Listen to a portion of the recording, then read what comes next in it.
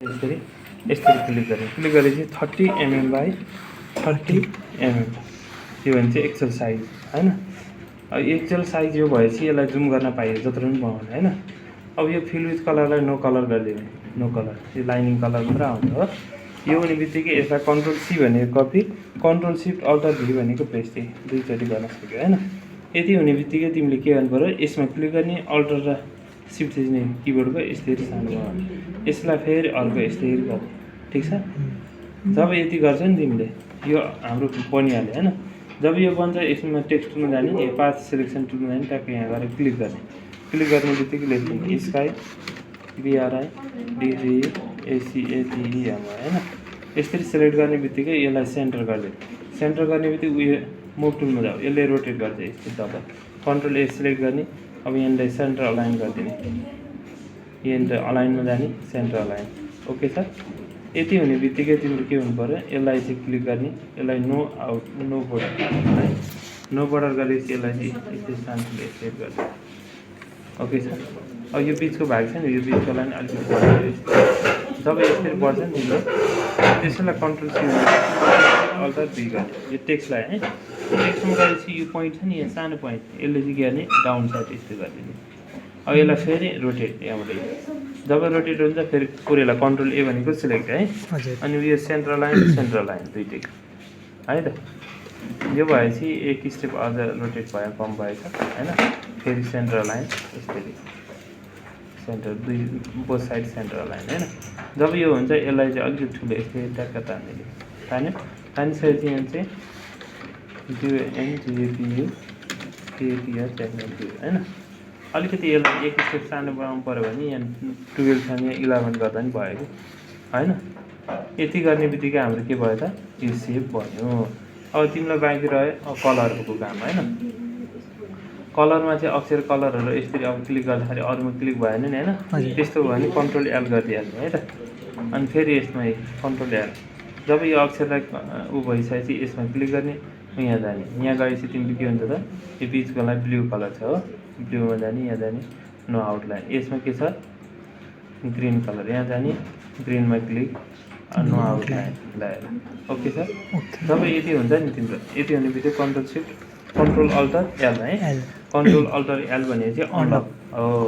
अब यहाँनिर यसरी क्लिक गर्ने, क्लिक गरेपछि यहाँनिर कलरमा यहाँ हेरे ट्याक्क फेरि,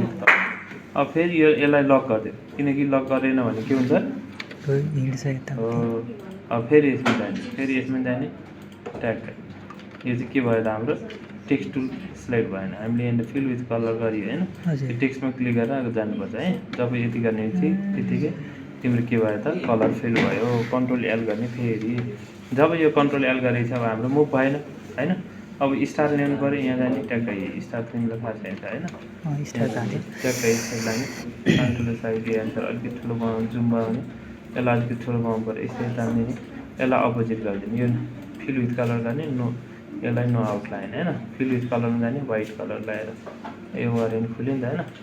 हल्का रोटेट गर्ने चाहिँ यस्तै लगाने, ओके सर। अब यो हुने बित्तिकै हामीले के गर्नु पऱ्यो, यहाँनिर अल्टरमा थिचेर यस्तै तान्ने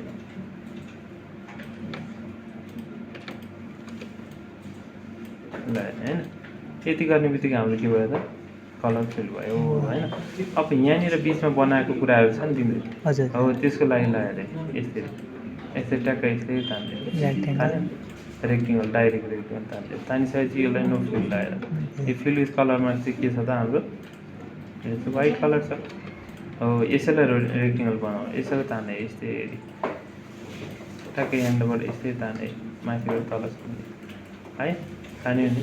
यति तान्ने बित्तिकै हाम्रो यो पोजिसन मिलिहाल्यो। अब यसैलाई बनाइदियो फेरि अर्को पनि,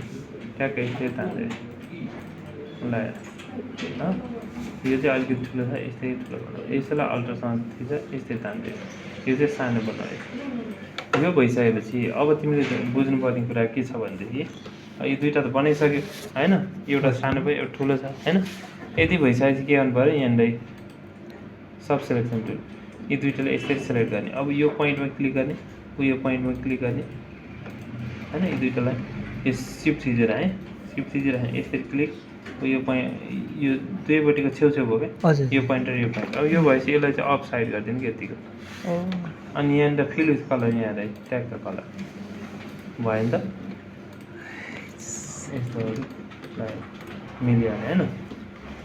ल यति भइसकेपछि हाम्रो के छ त यो त हाम्रो सेन्टरमा छ यो होइन त्यो रेक्टिङ्गल टुल ट्याक्कै यस्तै तान्दै अब यसलाई चाहिँ नो आउटलाइन है नो आउटलाइन गरेपछि यहाँ जाने यसलाई साइज सानो ठुलो यहाँबाट ठिक छ अब यसैलाई अल्ट्रासँग दिन्छु यस्तै दुईवटा ठिक छ बिहान हल्का बस तपाईँ धेरै दिनपछि आउनु भएको यस्तै यहाँनिर ट्याक्क अलाइन होइन अब यसमा फिल विथ कलर यहाँ जाने ट्याक्कै ओके छ ल अब सिद्धि यति त हामीले बनायो होइन त अब त्यसको यहाँनिर एङ्गल चाहियो ल एङ्गलको लागि फेरि अल्ट्रासँग यस्तै ट्याक्क आयो अब सानो ठुलो साइज यहाँबाट यस्तै यस्तो राख्ने गरेको थियो नि होइन ल ट्याक्क यस्तै तलमा यति गरिसकेपछि तिम्रो के हुन्छ पेन टुलमा जान्छ ट्याक्क यहाँ जान्छ के आउँछ यस्तै ट्याक्क यस्तै ल अब यहाँनिर जाने टिक हानिदिने यसलाई चाहिँ के गर्नुपर्छ fill with colour no fill अब यो यसको साइज चाहिँ त्यही अनुसार यस्तो गरिदिने अब यो बनाउने बित्तिकै तिमी फेरि यसमा जान्छ वाइट कलर होइन अब अलिकति यहाँनिर अलिकति टच भएन भने होइन फेरि यसमा जाने ट्याक पोइन्टबाट यस्तो जाने ओके छ नि होइन जब एउटा बनाउने बित्तिकै तिमीले के गर्ने यसैलाई दुइटा बनाउने हो कि यसैलाई यस्तो ट्याक्क तानिदिने बुझ्यो यसलाई ट्याक्कै यस्तो राख्छ अब यसैलाई फेरि दुइटा तानलाई सेलेक्ट गर्छौ अल्ट्रासँग यस्तै तानिदिन्छ यसलाई फेरि फ्लिप गर्छौ होइन यस्तै लगाएर त्यसको फ्लिप चाहिँ त्यहाँबाट लगाएर अलिकति ठुलो खाने यस्तै बढाउने घटाउने गर्दै अब त्यो होइन मैले यता केही छ कि टाउनमै छ कहाँ टच गर्छ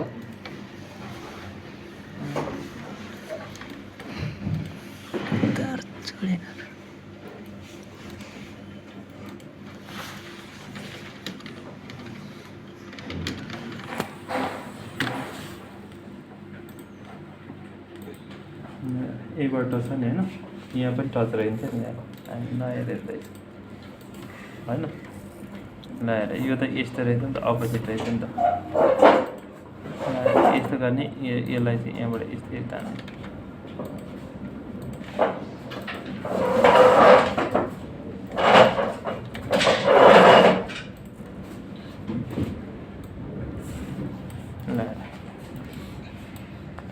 नबोला उयो सब सिलेक्सन टुल भन्ने यो सिलेक्सन टुल लिने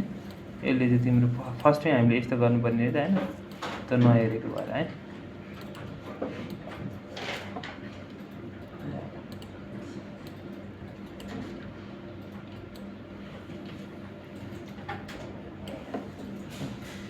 अब यो सँगै पनि हुनसक्छ यसलाई टक्क टच गराइदियो अनि यो पोइन्ट यो चाहिँ यो पोइन्टलाई चाहिँ यहाँ क्लिक गरेर यस्तै होइन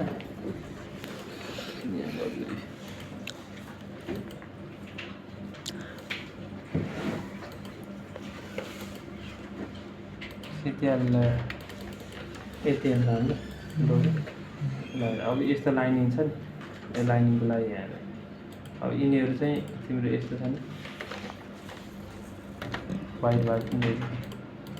तिमीले हामीले हेरिएन फेरि हामीले है यसलाई अलिकति माथि तानिदिनु यस्तै जब तानिदिन्छु यहाँ छ नि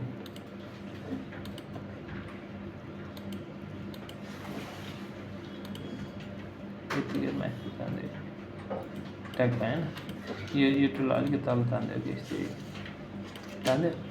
अब यहाँ जाने लाइनिङ टुल छ नि यहाँ आउँदैछ यस्तै ट्याक्कै सिटसँग यस्तै तान्दै अब यसको 0.5 नो फिल लाइन कलरमा वाइट कलर अब ESTD छ नि टेक्स्टमा जान्छु ट्याक्कै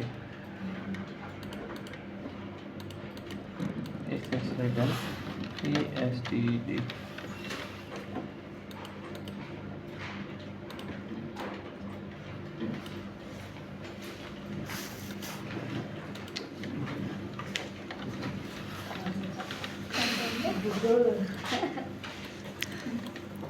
के छ तपाईँको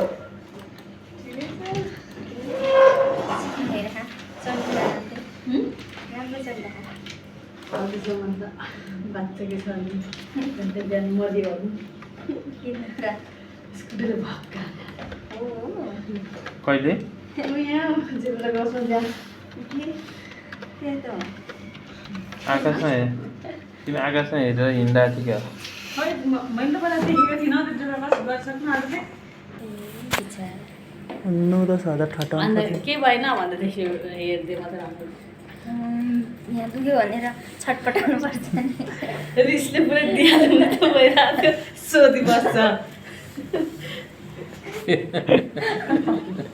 माथि गएर मन्दिरमा बसेर होइन साथी पनि भरै मात्रै आयो नि त किन ढिलाएको भने के बेला बुम भएर बस्यो यो चाहिँ के छ भने यस्तो खालको ट्याक्क यो बुकको नमुना भनेर राख्नु ट्राफिक पर्यो आइरहेको थियो त्यो ट्राफिकलाई बस्दा गएर त्यो एकछिन गइदियो भने कालो यो छ नि यो के अरे सैनिक बोर्ड चौकी त्यहाँदेखि कालो बत्ती जाँदाखेरि के मन्दिर आउँछ नि ए उता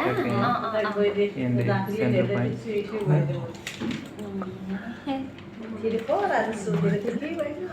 भनेर कहिले काहीँ त्यस्तै हुन्छ अन्त यसको बाटोमा हिँड्ने भुइँमा मान्छेलाई पनि दुख्यो भने के भन्ने त्यो सुइयो पो भुइँ ज्ञानी मान्छे पाएन है कुनै फेरि लगेर सघाइदिनु हुन्छ मलाई त कहिले काहीँ त ठोक्नु जस्तो लाग्छ हौ मान्छेलाई त्यस्तो रिस उठेर आउनु त आफ्नै पारामा हिँडिरह हुन्छ म अन्त त पहिला देखिनँ कि यताबाट कहिले ब्रेक नलागे हुन्छ खाली थियो भने ऊ पनि उता उतै जानुपर्ने रहेछ होइन अनि उता हुनु आएको बेला मलाई ठोकिहाल्यो मजाले मजा भएछ हौ म त कतिखेर के पढेर आएँ त्यो पनि ओहो जाने बेलामै बिहान नै कि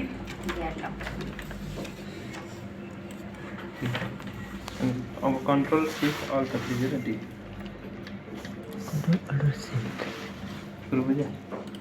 के बनाउनु अब एउटा लाइन तानेपछि अझै त्यही पोजिसनमा चाहिँ अल्टर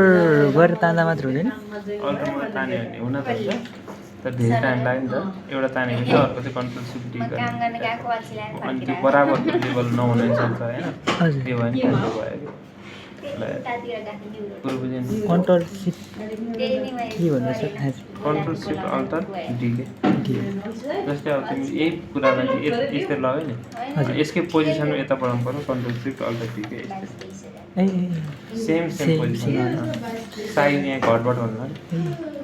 त्यो त्यसको लागि मात्रै त्यो यसको युज गर्ने है परिवारमा 17,000 खान्छ काम पनि त त्यस्तै कति बजीदेखि कति बजीसम्म 10 बजेदेखि 6 बजीसम्म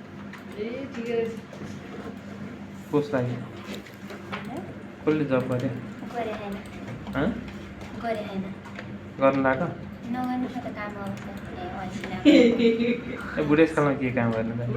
रिटायर बुढेसकालमा त लाग्यो काम गर्ने नि रिटायर लाग्यो नाति हिँड्ने पो होला बुढेसकालमा बल्ल अब भयो नि त रिटायर लाइफमा अनि काम गरेर हुन्छ हामी जस्तो कि एवं हुनु पऱ्यो ओहो सरी साह्रो भन्नुभयो तिमी जस्तो छ हामी